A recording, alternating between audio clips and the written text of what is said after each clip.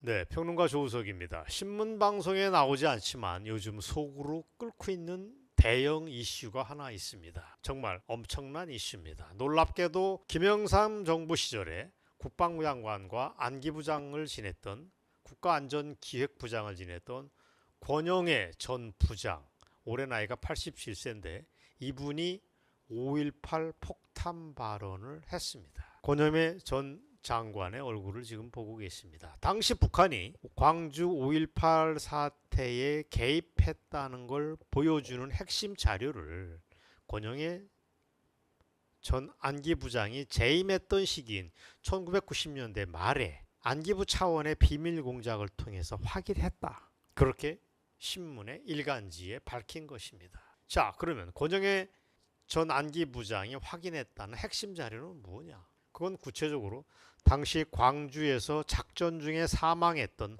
북한 공작원 무려 490명의 명단을, 전사자 명단을 확인했다는 것입니다. 이걸 시시한 데서 북한 애들이 만든 게 아니고 그걸 정리한 기관은 북한의 국가보위부였다고 권 장관은 지난주 일간지 스카이데일리와의 인터뷰에서 죄다 밝혔습니다. 놀랍습니다. 우선 궁금할 것입니다.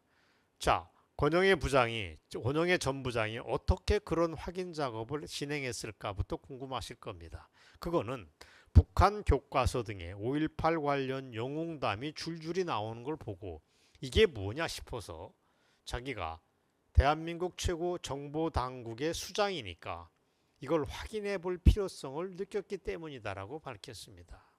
야, 왜 이렇게 저렇게 이북애들이 저렇게 교과서 같은 데서 5.18에 자기들이 개입했다고 하는 걸 암시하는 얘기를 떠들어대느냐, 이게 뭐냐 라고 본인이 궁금했었다는 얘기입니다. 어쨌거나 광주 사태 때 그렇게 많은 북한 공작원이 무려 490명이 죽었다는 게 놀라운 일이 분명합니다. 그렇게 되면 북한의 개입은 빼도 박도 못한다는 게 확인이 된다는 얘기입니다. 또 지만원 박사가 주장했던 광수, 즉 광주에 수상한 사람들이 600명이라고 하는 가설과 얼추 490명과는 더러 맞는 수치입니다. 그렇기 때문에 권영애 전 안기부장의 발언은 그야말로 한국 사회를 흔들어 놓는 폭탄 발언이 맞습니다. 단 그렇게 확보했던 490명의 명단을 당시 대통령이던 김영삼 그리고 그 이후에 김대중에게 보고를 했는지 여부는 아직 권영애 전 안기부장이 다 밝히지 않았습니다. 왜 김영삼이 임명권자인데 김대중까지 끼느냐 궁금하실 겁니다. 그는 김영삼 정부 시절에 안기부장을 했지만 김대중 정부 초기에 1개월 동안도 잠시 안기부장 역할을 했더랬습니다. 자, 문제는 이번 증언이 권영애 그분의 나홀로 자기만의 일방적 주장이라고 누구는 얘기할 수 있습니다. 그 다음에 구체적인 물증이 있는 거냐 없는 거냐 라고 누군가 물어볼 수 있습니다. 다행스럽게도 있습니다. 흥미로운 건 그가 확보했던 북한의 5.18 전사자 명단이 있었는데 그게 지금으로부터 10년 전에 북한 청진에 몰래 숨어 들어가서 사진을 찍었던 북파 공작원, 그때 일명 HID 멤버들이 찍어왔던 전사자 무덤의 묘비명 명단하고 정확하게 일치한다는 점입니다. 기가 막힌 일입니다. 그리고 권 전 부장도 이 점을 잘 알고 있다고 합니다. 그러면 그 사진은 어디 있냐? 그 사진을 보여달라고. 여러분이 얘기할 것입니다. HID가 직접 찍어왔던 전사자 무덤의 묘비명 사진이 여기 있습니다. 그게 지난해 11월 달에 스카이데일리에서 별도의 경로를 통해서 확보를 했다고 합니다. 그래서 이번에 권영애의 폭탄 발언 때 함께 보도를 했습니다. 열말이 필요 없습니다. 이게 바로 우리 요원들이 촬영해온 사진입니다. 그걸 보시겠습니다.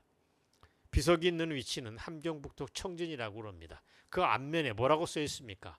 인민군 영웅들의 열사묘비라고 쓰여져 있습니다.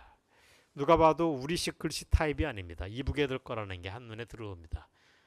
그 뒷면에 보면 뒷면이 더 흥미롭습니다. 뒷면에는 김신조의 124 군부대, 68년도에 넘어왔던 124 군부대의 후신인 이른바 534 군부대 소속으로 5.18 때 난파됐다고 하는 전사자 158명의 명단이 쫙 등장합니다.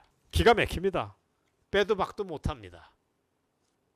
더 중요한 거는 그 명단 중 일부를 북한의 컴퓨터 파일로 정리한 것이 별도로 있습니다. 자, 이 사진을 쫙 여러분과 함께 지금 보시는 바로 그 사진입니다. 이것도 쟤네들 파일이라 우리랑 글씨 타입이 뭔가 다릅니다.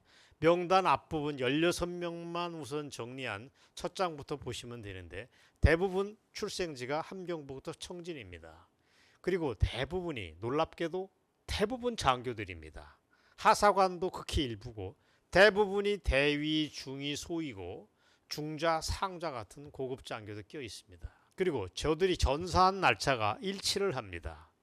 1980년 6월 19일에 사망한 거로 되어 있습니다. 1980년 6월 19일. 자, 이게 뭐냐? 북한이 저들 사망자 하나 한 사람의 조금씩 다른 사망자를 확인한 건 아니고 그날은 뭐냐? 북한이 5.18 작전을 종료했던 그날이 이 사람들의 제삿날로 하나로 통일했다는 얘기입니다. 어쨌거나 결과적으로 이 사진하고 명단은 권영애 전 부장이 했던 증언하고 정확하게 크로스 체크를 해줍니다. 국가보위부에서 만들었던 전사자 명단하고 490명하고 이번에 HI들이 예전에 십몇 년 전에 찍었던 사진의 명단이 정확하게 일치를 합니다. 따라서 권영애 전 부장이 확인했던 국가보위부 명단이라고 하는 게 허투른 게 아니라는 걸 보여줍니다. 명색이 어쨌든 안기부 아닙니까? 거기서 확인했던 정보라면 우리는 믿을 수밖에 없습니다. 그리고 이분이 나이가 90이 다 됐는데 무슨 사심을 가지고 떠들었을 리는 없습니다. 현대사의 논쟁이 되는 이 문제에 대해서 정확하게 짚어줘야겠다라고 하는 의무감이 있지 않았을까라고 저는 봅니다. 그런데 또 하나 흥미로운 게 있습니다. 이 비석이 세워진 거는 1998년 무렵이라는 점입니다. 이북애들이 이걸 그때 세웠습니다. 그게 언제냐?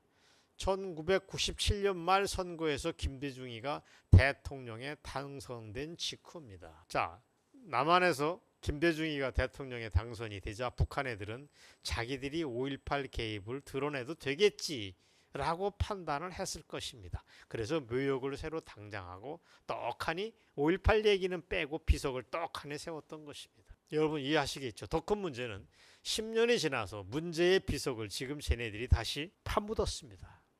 왜? 2012년 9월 달에 탈북자 단체가 서울에서 기자회견을 열고 이 비석의 정체가 수상하다라고 떠드니까 쟤네들이 증거인멸 차원에서 그 이듬해인 2013년하고 2014년에 철거를 해버린 것입니다.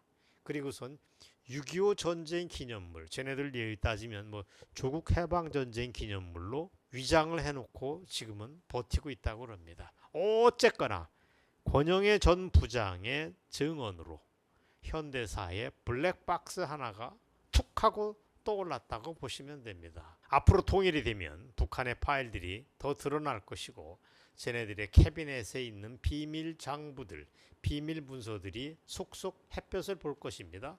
그렇게 되면 흥미로운 현대사의 비밀들에 대해서 재조명할 수 있는 계기가 된다라고 저는 봅니다.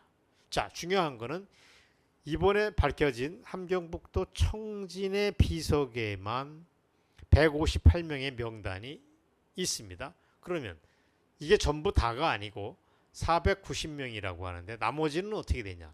나머지 232명의 명단은 어디 간 거냐? 그거는 그 사람들은 이번 부대하고 또 달리 108 군부대를 포함한 다른 북한의 군부대 806 군부대를 포함한 거기 소속이라고 합니다. 이 사람들의 비석은 별도로 있다고 저는 판단을 할 수밖에 없습니다. 그래서 모두 권영애 전 부장이 확인했던 490명을 이루게 됩니다. 자, 지금부터가 중요한 얘기입니다. 여러분 정신을 바짝 차려야 됩니다. 지금부터가 포인트입니다. 사실 권영애 전 부장에 대한 평가는 세간의 평가는 엇갈립니다. 왜 그러냐? 예전 광주 5.18을 민주화 운동으로 둔갑시키는 과정에서 실무자 역할을 담당했다라고 하는 의혹이 있기 때문에 그렇습니다. 이게 김영삼하고 관련이 있습니다. 당시 대통령에 막 당선됐던 김영삼이는 자기가 집권한 이후에 그때 박계동 의원이 폭로가 있었습니다. 그때 김영삼이 노태우로 받던 천문학적 규모의 정치 자금을 받았다라고 하는 사실을 깝니다. 그때 이걸로 세상이 엄청 시끄러워지자 이걸 덮기 위해서 더 큰 걸 꺼내듭니다. 그게 바로 광주민주화운동 특별법 제정이었습니다. 김영삼이 자기가 살라고 광주민주화운동 문제를 들고 나와서 이걸 터뜨린 것입니다. 문제는 그걸 제정하는 과정에서 협력했던 대표적 인사가 당시 권영의 안기부장이었고 홍준표 현 대구시장이었다는 의혹이 세상에 조금씩 새나와졌습니다. 때문에 권영의 전 부장이 북한 개입을 이번에 밝힌 인터뷰는 제가 볼 때 양심 선언이 분명합니다. 이 선언으로 현대사의 먹구름이 하나 없어질 수도 있다라고 저는 봅니다. 그러기를 기대합니다. 자, 문제는 그렇게 해피엔딩이 되겠느냐? 그건 아닙니다. 권영의 부장이 이 폭로 이후에 섬세한 제3의 후속 폭로를 확실하게 하지 않고 우물쭈물할 경우 잘못해서 5.18 기득권 세력, 광주 세력에 의해서 차칫 불이익을 당할 수 있다. 불이익이란 뭐냐? 자연사를 위장한 자살도 당할 수 있다. 자살로 위장한 타살의 대상이 될 수 있다는 지적을 하겠습니다. 이게 괴소문이 아닙니다. 권영의 전 부장은 올해로 나이가 87세, 90세가 다 됐습니다. 따라서 그 사람을 자연사를 위장해서 타살을 시켜 죽여버리면 지금까지 통용되는 5.18이 거룩한 민주화 운동이라고 하는 통념을 계속 유지할 수 있습니다. 그렇다면 쟤네들이 유혹을 느낄 것입니다.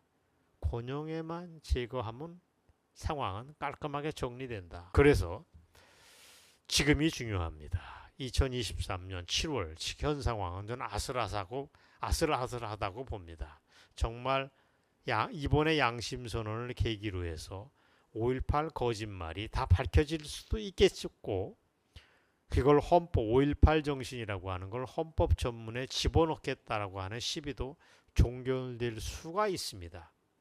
그러나 이렇게 되면 5.18 사격이 뒤집히게 되겠지만 꼭 그렇게 되기는 쉽지 않습니다. 현재 조중동을 포함한 주류 언론들이 쥐죽은 듯이 조용합니다. 권영애 전 부장의 언급을 한 글자 다루지 않습니다. 멀거니 쳐다만 봅니다. 자기들은 끼지 않겠다는 것입니다. 현대사의 진실에 눈 감겠다라고 하는 세력이 엄청나게 견고하게 있습니다. 지만원 박사가 한마디를 했습니다. 우파 유튜버들이라도 빨리 나서서 반복적으로 권영의 그분의 증언을 알려야 된다. 그래서 무시할 수 없는 여론을 만들어야 된다라고 하는 의견을 피력을 했는데 그래야 이번에 양심 선언을 한 권영애 전 부장의 권영애 전 국방장관의 목숨이 안전해진다는 걸 재확인하겠습니다. 그분의 담대한 양심 선언에 박수를 보낸다는 걸 새삼 방송 말미에 전달을 해드렸습니다. 오늘 방송 여기까지입니다. 감사합니다.